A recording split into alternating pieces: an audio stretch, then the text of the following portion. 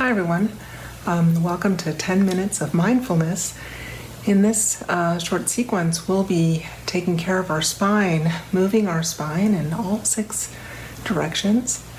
Yes, 6 directions, and also isolating hip flexion from spinal flexion, because we do a lot of this forward spinal flexion during the day, but that can create quite a bit of tension on the back. So let's focus more on that hip flexion.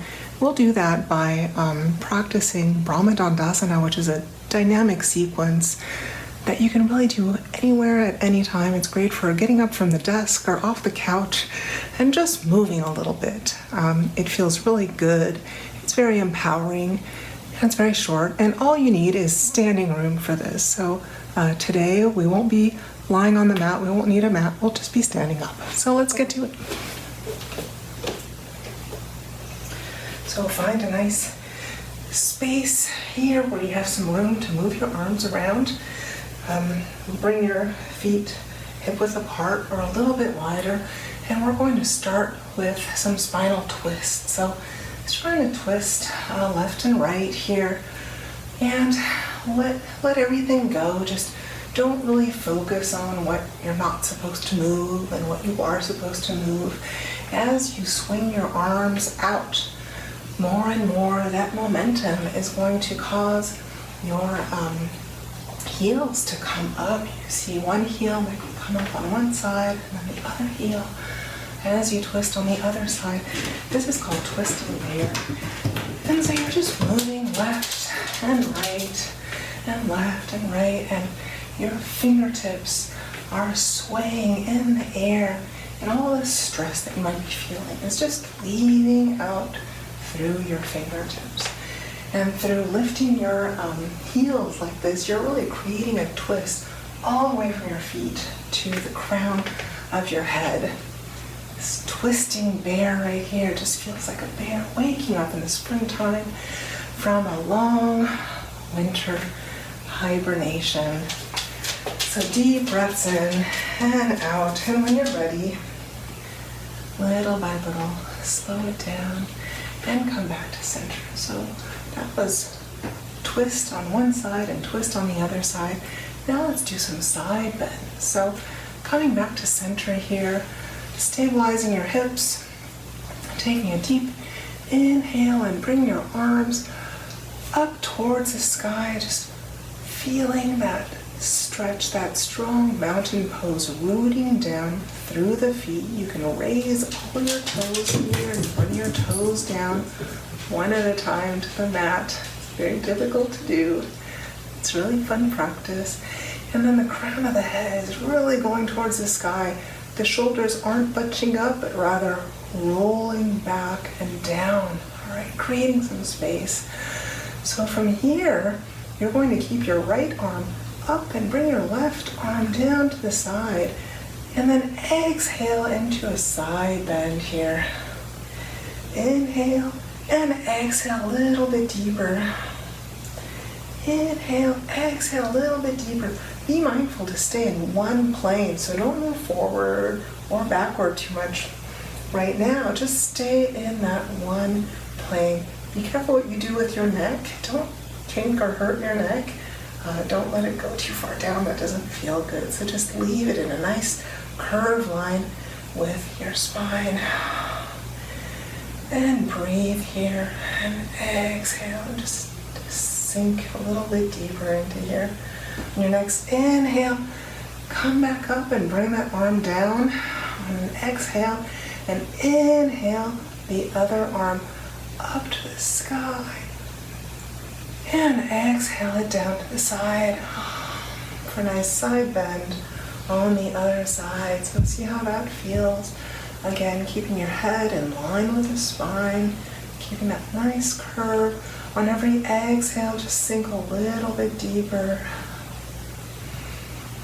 Inhale and exhale, sinking a little bit deeper. Inhale again and exhale just a little bit deeper. See how that feels. Nice deep side bend. On an inhale, Bring your hand back up towards the sky and then exhale it down to the side. Again, deep inhale and exhale. Take your shoulders and roll them up and then back down your spine here, creating some space. How does your neck feel after these movements? You can move your head from left to right a little bit. I always feel a lot of cracking in there. It's a little scary, but I figure it's nothing bad. Any movement certainly won't hurt it, especially gentle movement like this. You can bring one ear to one shoulder and then the opposite ear to the opposite shoulder. Just move like this a few times and don't forget to breathe. Inhaling and exhaling as you do this. Another time on either side. All right, back to center. Let's do a nice back bend here. So bring your arms up overhead and exhale into a gentle back bend. Just feel as though your back is rolling over a giant ball. All right. Try to keep an even curve throughout your entire back. Deep inhalations here and exhalations. You can cactus your arms. That can feel really nice, opening the shoulders. You can even sway that cactus a little bit side to side. And all the time, breathing in and out as you do this. Inhale and exhale here. All right, bring those cactus arms back up towards the sky. And then let things go to either side. Now getting ready for our Brahma Dandasana. So bring your feet hip width apart. We're going to have a nice deep bend in our knees. And remember how earlier I was talking about separating hip flexion and spinal flexion. So just for a second here, just showing you, hip flexion would be keeping the back straight, all right? Whereas spinal flexion is allowing the back to curve down. And so you really want to be mindful of which movement you're doing. So this Brahma Dandasana separates both those movements. Let's come to the center here. Nice bend in our knees. Bring our hands to heart center. And on an inhale, let's rise up to the ceiling. Bring our hands up overhead and then waterfalling them out to the sides. On an exhale, we're going to do a hip flexion, keeping our back nice and straight. Inhale, bring your arms up overhead and forward. And then exhale down to the ground. And so here you're doing your back flexion, your spinal flexion. And if this hurts for you, use a chair. Bring your hands onto the chair, even your forehead onto the chair. That can feel really good. It can be very relaxing for the lower back. If it hurts to come down any lower, so be very mindful.